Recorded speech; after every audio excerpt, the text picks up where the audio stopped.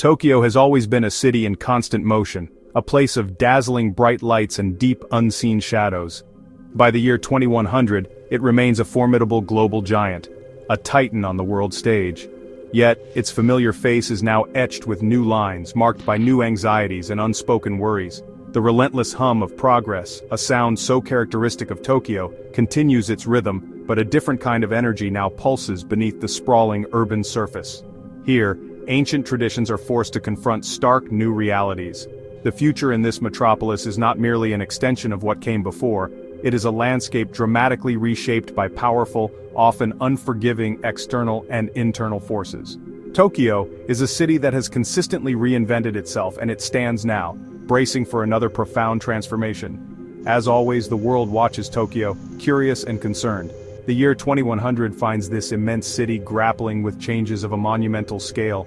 Some of these transformations are born from the wellspring of human ingenuity, bringing forth technological marvels and possibilities previously confined to fiction. However, others are the harsh, unavoidable consequences of a planet undergoing significant environmental alteration. The city's iconic skyline, long a bold testament to human ambition and architectural prowess, now stands silhouetted against a backdrop filled with palpable uncertainty. There are continuous advancements in technology, striving to improve daily life, to find solutions to the pressing issues that loom large. But the challenges are truly immense, testing the very core of the city's resilience and its capacity to adapt. It is a precarious, delicate balance, a constant grinding push and pull between cautious hope and the hard, unyielding facts of this new era. The spirit of Tokyo is undeniably one of resilience, but it is being stretched to its limits. Imagine, if you will, stepping into the Tokyo of 75 years from today, this day being 2025, May 31st. The sheer, overwhelming scale of the city is still breathtaking, with many millions of people continuing to call this complex urban network their home. The Greater Tokyo area, a vast and sprawling urban expanse, continues to hold its place as one of the planet's most densely populated regions. Yet, the undeniable vibrancy that has always defined Tokyo is now noticeably tempered by a pervasive awareness of fragility. The famous neon signs might still cast their colorful glow, but they now illuminate streets that face unprecedented existential threats. Daily life, in its myriad forms, continues. People go to work, families are raised, communities gather. But the conversations on the street corners and in homes are different. The old, comfortable certainties have largely vanished, replaced by an urgent, daily need for constant adaptation. This is certainly not the Tokyo of glossy postcards from the late 20th or early 21st century. It is something newer, something altogether harder. With a population exceeding 13 million souls residing within the city proper, and nearly 38 million people living within its wider metropolitan embrace, Tokyo's evolving destiny directly affects a truly vast number of lives. Every single problem that arises, and every potential solution that is proposed, is inevitably magnified by this incredible human density. The city's infrastructure, once lauded as a peerless marvel of modern engineering and efficiency, now creaks and groans under new, unforeseen strains. The people of Tokyo, renowned globally for their politeness, their orderliness, and their collective discipline, now face futures that demand far more from them than just quiet endurance.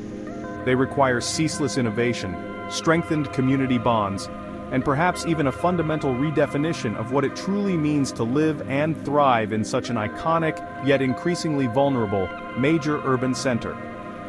The sheer number of individuals involved means the stakes for Tokyo's future are incredibly, almost unimaginably, high. The most undeniable and pressing threat to the Tokyo of 2100 is the relentless, creeping rise of the world's seas. Scientific consensus projects a global mean sea level increase of up to 2 formidable meters by the century's end. For Tokyo, a city with extensive low-lying coastal areas, this could translate into a local water rise of a similarly devastating magnitude. The grim, data-driven forecasts suggest that nearly 200 square kilometers of the city, an area teeming with homes and businesses, could find itself submerged beneath the waves. The low-lying eastern wards, many of which were built on reclaimed land wrested from Tokyo Bay over decades, now face a truly existential crisis. Districts such as Koto, Edogawa, and Sumida, currently bustling with vibrant life and crucial commerce, could find themselves engaged in a desperate daily battle against the encroaching, unforgiving waters. This is not some distant, abstract fear, it is a carefully calculated probability casting a dark shadow. Compounding the already severe danger posed by rising sea levels are the increasingly ferocious and destructive typhoons that regularly batter the Japanese archipelago. These extreme weather events, supercharged and intensified by a warmer global climate, bring with them torrential flooding rains and powerful destructive storm surges. Tokyo's current flood control systems, including the impressive and technologically advanced Metropolitan Area Outer Underground Discharge Channel, widely known as GCANs, are indeed marvels of modern civil engineering. This colossal subterranean facility possesses the capability to expel an astonishing 200 tons of floodwater per second out to sea. However, even its massive, carefully designed capacity has been severely tested in the past, as notably seen during a powerful typhoon in 2015, when it took a full 4 days for the system to empty its enormous silos. Future, stronger storms could easily overwhelm these sophisticated defenses, pushing destructive floodwaters deep into the heart of the city. Beyond the immediate visceral terror of catastrophic floods, a host of other climate change impacts cast a long, ominous shadow over Tokyo's future. Artificial intelligence-generated visualizations paint stark, unsettling pictures of what might lie ahead. A worst-case scenario should global emission targets be missed shows Tokyo crippled by severe, widespread flooding, resulting in extensive infrastructure damage across many sectors. Daily life for millions would be fundamentally and chaotically disrupted. Familiar roads could transform into murky canals, and entire beloved neighborhoods could be rendered permanently uninhabitable. Furthermore, consistently rising average temperatures will inevitably bring more frequent and dangerously intense heat waves, placing immense stress on the city's population, particularly the vulnerable, and severely straining the already burdened power grid. The very fabric of urban existence in Tokyo is profoundly threatened by these multifaceted and interconnected climatic assaults. Only significant, immediate, and sustained global emissions reduction offers even a glimpse of a less dire, more manageable outcome for the city. The existing fortifications and drainage systems, while undeniably advanced for the era in which they were conceived and constructed, may ultimately prove to be insufficient against the escalating scale of future climate threats. The GCANs project, for instance, completed back in 2006 at a considerable cost of $2 billion, represented a monumental feat of engineering and a significant investment in flood protection. Yet the sheer projected scale of future challenges, more powerful storms, higher sea levels, greater rainfall intensity, strongly suggests that even more ambitious, more innovative and likely far more costly solutions will be urgently required. Simply reinforcing current structures or raising existing seawalls by a few meters might not be nearly enough to safeguard the city.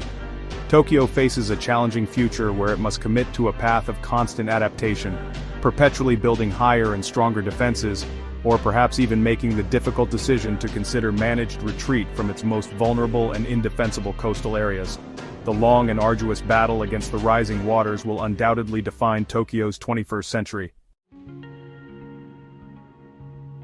Alongside the looming environmental crisis, the Tokyo of 2100 confronts a quiet yet profoundly impactful internal challenge: a steadily shrinking and rapidly aging population. Japan's national birth rate has been in a state of persistent decline for many decades, creating deep societal concerns. In the year 2023, the country's total fertility rate stood at a mere 1.2 children per woman, a figure far below the approximate 2.1 rate generally considered necessary to maintain a stable population level without relying on immigration.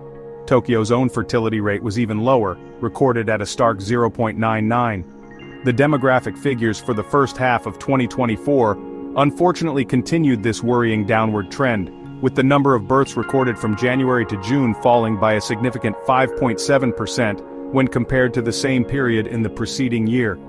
This ongoing demographic winter inevitably means fewer young people to drive the economy, innovate, and provide care for the growing elderly cohort. The most direct and unavoidable consequence of these consistently falling birth rates is the emergence of a rapidly aging society. The median age of a Japanese citizen is already notably high, currently approaching 50 years old. By the time the year 2100 arrives, this figure will be significantly higher if the present demographic trends persist largely unchecked. This profound structural shift in the population's age profile presents enormous and complex social and economic challenges for the nation and for Tokyo in particular. There will be a greatly increased demand for healthcare services, specialized elder care facilities and social support systems, coupled with a simultaneously shrinking workforce available to fund these essential services and to provide the necessary hands-on care. The dynamism, innovation, and cultural vibrancy for which Tokyo is globally renowned could potentially diminish as its population ages and society's focus shifts. The city's intricate social fabric will inevitably be rewoven, with different societal needs and new national priorities coming sharply to the fore. The Tokyo metropolitan government, acutely aware of the situation, is not standing idle in the face of this demographic challenge. Recognizing the potential long-term severity of the crisis, various policies and initiatives are being actively trialed and implemented. For example, starting from April 2025, employees of the city government will be permitted to opt for a 4-day workweek, a significant move primarily aimed at improving the crucial work-life balance for citizens. Another new initiative allows employees to reduce their working day by 2 hours, specifically for childcare purposes. These measures build upon a series of earlier efforts that have been introduced since the 1990s, which included provisions for generous parental leave, substantial subsidies for daycare facilities, and even direct cash payments to parents upon the birth of a child. There was even at one point a government-launched dating application in Tokyo, a clear sign of the unconventional and sometimes surprising measures being considered to encourage family formation and boost the birth rate. However, deeply entrenched cultural factors and long-standing societal norms significantly complicate these well-intentioned governmental efforts. Japan's notoriously demanding and heavy work culture, often characterized by long hours and intense pressure, remains a formidable barrier to achieving a better work-life integration for many. Perhaps even more crucially, the pronounced disparity in the division of unpaid domestic labor continues to be stark. Women in Japan still perform on average around 5 times more housework and childcare duties than their male counterparts. Surveys have revealed that over half of women who reported having fewer children than they ideally desired cited the anticipated or actual increased burden of housework as a primary contributing reason. Until these fundamental societal norms begin to shift demonstrably, and a more genuinely equitable sharing of domestic and parental responsibilities is widely achieved, policy changes alone, however innovative, may struggle to make a substantial impact in reversing the pervasive demographic decline. To effectively face the formidable twin crises of climate change and challenging demographic shifts, the Tokyo of 2100 will undoubtedly lean very heavily on continuous technological innovation across all sectors. Beyond simply constructing bigger seawalls and engineering deeper, higher-capacity drainage tunnels, we might expect to see sophisticated artificial intelligence systems optimizing the distribution of vital urban resources like water and energy in real time, responding dynamically to changing needs and conditions. New, exceptionally resilient and sustainable building materials could become the accepted standard for all new construction, particularly in those areas identified as being most prone to flooding or other climate-related hazards. With traditional agricultural land potentially lost to sea level rise or rendered less productive by altered weather patterns, advanced, large-scale vertical farms situated within city skyscrapers could become absolutely vital for ensuring local food security and reducing reliance on long supply chains.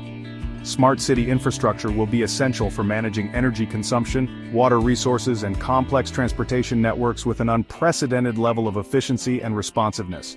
Infrastructural adaptation across the city will need to be both radical in its conception and widespread in its implementation. It is plausible that entire districts, particularly those in vulnerable low-lying areas, will be comprehensively redesigned as sponge cities, specifically engineered to absorb, retain, and reuse vast quantities of stormwater, thereby mitigating flood risk and conserving precious water resources. Greatly elevated transport networks, perhaps utilizing autonomous electric pods or advanced maglev trains, could become commonplace in the most vulnerable coastal areas, ensuring continued mobility and connectivity for residents and businesses, even during significant flood events. Floating architecture, once largely confined to conceptual designs and niche projects, might evolve into a practical and scalable solution for constructing new homes, offices, and public facilities along the city's threatened coastline.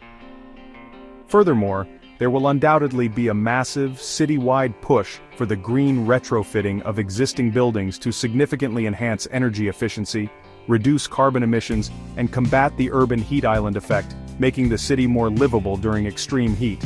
Policy changes enacted by the city and national government will likely extend far beyond the current work-life balance initiatives and childcare support schemes. Addressing the persistent population decline might involve the implementation of more aggressive and comprehensive pro-natalist policies designed to make child-rearing more affordable and attractive. Alternatively, it could necessitate significantly reformed and more open immigration laws to attract a younger, skilled workforce from abroad, a path that Japan has historically been somewhat hesitant to fully embrace on a large scale.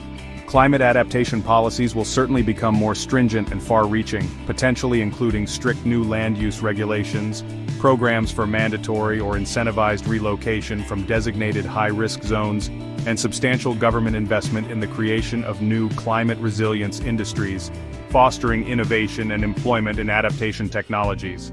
The governance of Tokyo will need to be exceptionally agile, consistently proactive, and perhaps even more directive at times to successfully implement the necessary and sometimes unpopular measures required for long-term survival and prosperity. The Tokyo that emerges in the year 2100 will be a city profoundly shaped and irrevocably altered by its multifaceted responses to these immense and interconnected pressures. It will certainly not be the Tokyo of today, nor will it closely resemble the Tokyo of generations past. The challenges are undeniable and of a scale rarely encountered: relentlessly rising waters, a progressively aging populace, and the fundamental, overarching need to reinvent itself once more against a backdrop of global uncertainty. Yet it must be remembered that Tokyo possesses a long and storied history of overcoming significant adversity, of rebuilding from devastation, and of consistently innovating its way towards new futures. Its ultimate destiny is not predetermined by these threats.